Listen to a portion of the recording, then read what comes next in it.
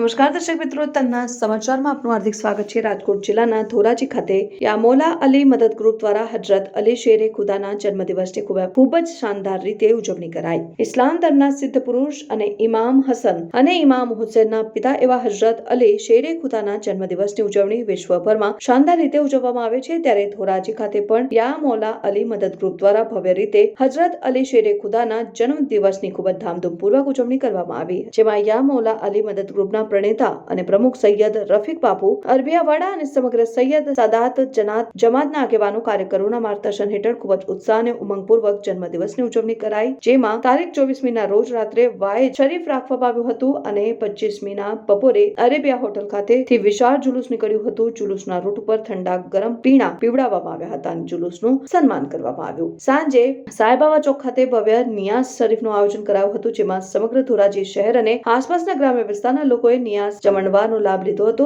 Reporter Sarfaraz કોડી, તન્ના સમાચાર।